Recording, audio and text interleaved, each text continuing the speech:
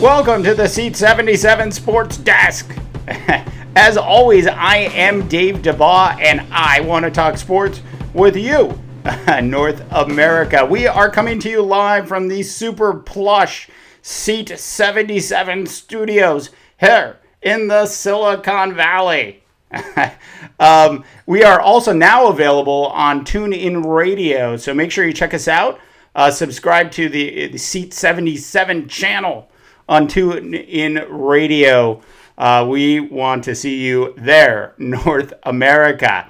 We have a big show for you today. Now, obviously, we have the start of the National Football League season, and it was a big day yesterday in the NFL. I've got Tony Romo. I've got Johnny Manziel getting crushed. I've got a tremendous debut, some would call it a historic debut, by Marcus Mariota. I've got a program at the St. Louis Rams game that has a moving van promotion in it. A little bit of foreshadowing there. And are extra points finally relevant again in the National Football League? All of that and more on the SEAT77 Sports Desk. I want to hear from you, North America. Producer Buck's telling me info@seat77.com. We will read your emails on the air the next day, so send them over. All right, we are going to dive into it right now with the Giants versus Cowboys. Now, I don't know about you, but I had written a headline because I write a daily sports email, and the headline read the following: Giants have gone into Jerryland and won.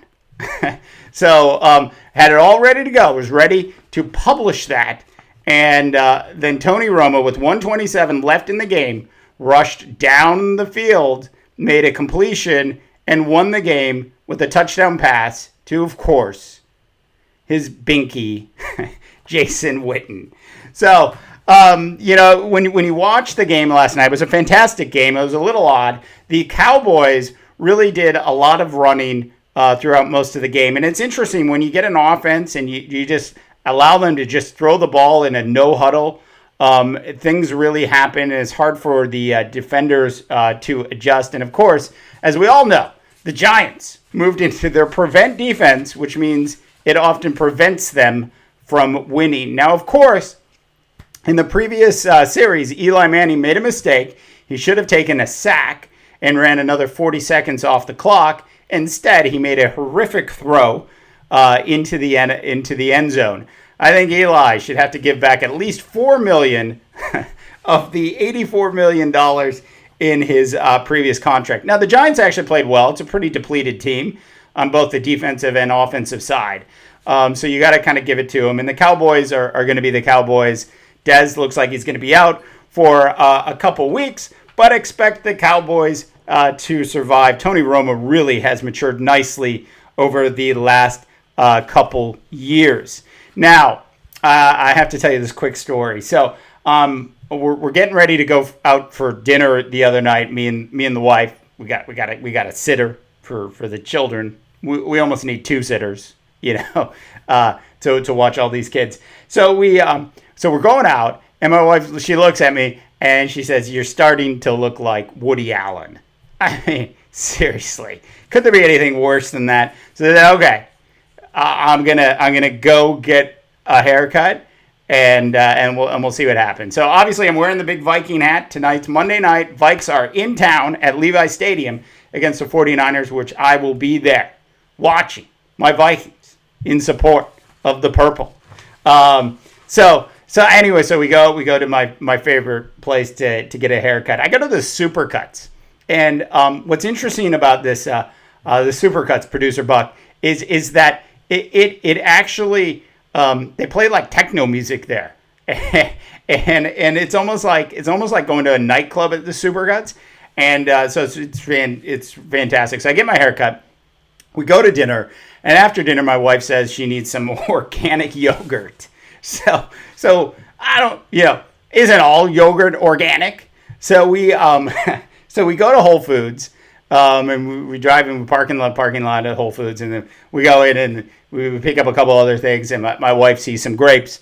She holds up two different packets, and she says, "Which one do you want?" And I said, "I'll take the one that says organic less on it."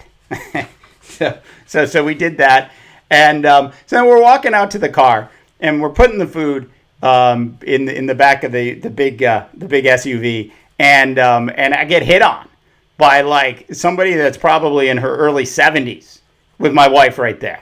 It was fantastic. Really good for the ego. I said, hey, honey, I guess I am looking more like Woody Allen every day, which is terrible.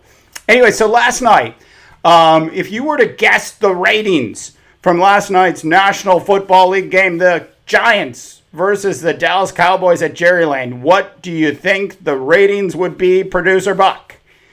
Producer Buck doesn't know, so I'm going to tell you. The National Football League going head-to-head against the U.S. Open tennis. Federer, when you talk tennis, you got to do it quietly.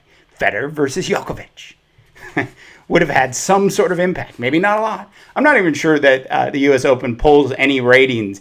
I think like the Chew or some of those cooking shows on the Food Network might pull in higher ratings than the folks at the U.S. Open. By the way, Djokovic won, and that's all I'm going to say about the U.S. Open for the rest of the day. The National Football League pulled in a 16.7 rating, which is huge for a Sunday night if you think about all the people who are staying up on the East Coast.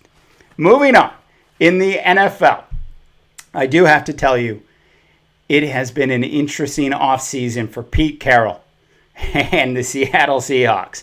Yesterday's game pitted two of the supposed elite defenses in the National Football League. The Seattle Seahawks went into St. Louis and were playing the St. Louis Rams. Seattle ended up scoring 31 points but lost to St. Louis, who scored 34. Two best defenses. These are supposed to be the two best defenses in the history of the National Football League, and they gave up a grand total of 65 points between them. I'm telling you, there are no defenses left in the National Football League. So it came down to 4th and 1 in overtime. St. Louis had kicked a field goal. By the way, Nick Foles, I love Nick Foles. I really believe the Rams, if they can keep him healthy, he's got such a good short-term memory. He's such a wise quarterback. He might not have the strongest arm like Peyton Manning, but he's just solid.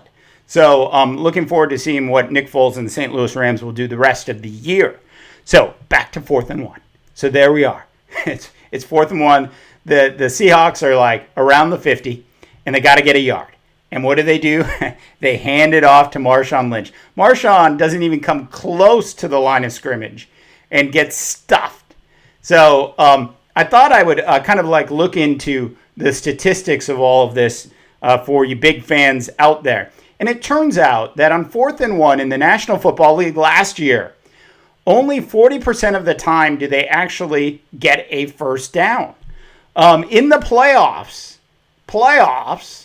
I'm doing my best, Mora. In the playoffs, it is only 15% on a 4th and 1. So it turns out the decision to throw the slant in the Super Bowl for the Seahawks was the right one last year, and the decision to run the ball this year on 4th and 1 for the Seahawks was also, was the wrong decision. So a little bit hard to watch. Elsewhere around the National Football League on the first full weekend of NFL football, we had Marcus Mariota in a legendary debut versus Jameis Winston in what I would just describe as a debut. Jameis Winston drops back to pass. It's 3rd down. It's his first series. Tennessee's already scored a touchdown or two. I don't even know. They've actually scored one. Marcus has gone down on his first series and thrown a touchdown pass. So Jameis Winston drops back to pass. He looks straight ahead, and he doesn't even look to the left. He drops back. He throws the ball to the left, and he completes it to a Tennessee Titan, who proceeds to run the ball into the end zone. This was the first time in 14 years that a quarterback has thrown his first pass for a touchdown to the wrong team. Anyway, so Winston improved a little bit as the game went on. He ended up throwing 2 TDs and 2 interceptions for a grand total of 210 yards. Now, the historic Marcus Mariota performance, and you can see why Chip Kelly wanted him. I think Marcus is actually, I think yesterday was the first part of us witnessing a star being born in the National Football League. Marcus Mariota, 4 touchdowns, 13 for 16, a perfect QB rating of 158 point something. Now, who knows how they come up with the rating? I really don't understand. It's like the secret sauce in the Big Mac. Nobody knows what it is. Really, nobody knows what's in Thousand Island anyways. So Marcus Mariota with the 158.1, 4 TD passes, 0 picks, and in complete control of that Tennessee Titan offense. A fantastic, historic debut for Marcus Mariota. Now on to a non-historic cleanup act by Johnny Manziel, who made the New York Jets defense look like Super Bowl contenders. Manziel, to me, was like a high school player who hasn't grown at all. I mean, no offense, but he was small on the field, and he just kept getting pummeled. He got hit from the left. He got hit from the right. It was like he was in a Floyd Mayweather fight. I was impressed that Johnny actually made it through the end of that football game. Now, I'm not sure yet that I believe in I'm not sold. I don't know about you, but not sold yet on the New York Jets defense. You know how I feel about the Cleveland Browns. Mike Pitton should have been fired years. He should have never been hired in the first place. So it'll be interesting to see what happens. Cleveland does not run the correct kind of offense for Johnny Manziel. So when Johnny has to go in, he ends up in positions where he's just going to be crushed. I mean, it's like, it is actually kind of entertaining to watch. He's just going to be pounded. Elsewhere around the National Football League. Now, I don't know if you call this, Producer Buck, foreshadowing or what you would call this exactly, but the St. Louis Rams football program yesterday, what did it have in the St. Louis Rams football program? It had an ad for a moving company, like the United Van Moving Company, or the Allied Moving Company, or the Starving College Student Moving Company, or the Football Players for America Moving Company. Anyways, this is what the ad said. Proud to be the official mover of the St. Louis Rams. And you know what? The only thing the ad missed was a picture of Los Angeles and the beach. And that's the only thing that was missing in that thing yesterday. Okay, so last story of the day on the big show. Super excited once again about tonight's Minnesota Vikings San Francisco 49er game. Send us an email. We want to know what you think. Who's going to win that game? I can tell you in my best Keith Jackson that game will be won by the Minnesota Vikings, who will win it by at least 2 touchdowns. Last story of the day, though. And here we go. Are extra points finally meaning something in the National Football League? Pulled some stats. And last year, in the entirety of the entire season and all the games played in the National Football League, 8 extra points were missed. A grand total of 8. Yesterday, by simply moving things back, 4 extra points were missed yesterday. If you think about the end of that Cowboys game, Tony Romo does a great job. He drives the team down. Witten catches the ball. They do it in in a minute and 4 seconds. They've got to. In fact, some people would say they almost scored too fast. If you leave Aaron Rodgers 30 seconds, that's too much time. Anyways, Eli Manning's a different story, but Aaron Rodgers, that might be too much time. So anyway, so they score the touchdown, and then they have the extra point, and it was actually a dramatic extra point because they moved the ball back. So I think the NFL does a fabulous job with rule changes.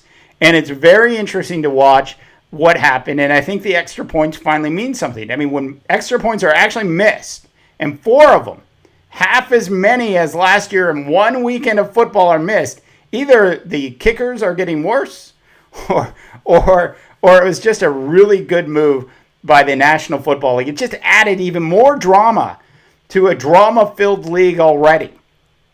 Anyways, that is it for today's super big show, a short show because I got to get out to Santa Clara and Levi Stadium to cover tonight's Viking game. Looking forward to that greatly. Send us an email, info at SEAT77.com. Producer Buck's giving me the wrap-up for the SEAT77 Sports Desk. As always, I am Dave Dabbah, reminding you that not all news is real. Some of it is fake. And good luck, North America.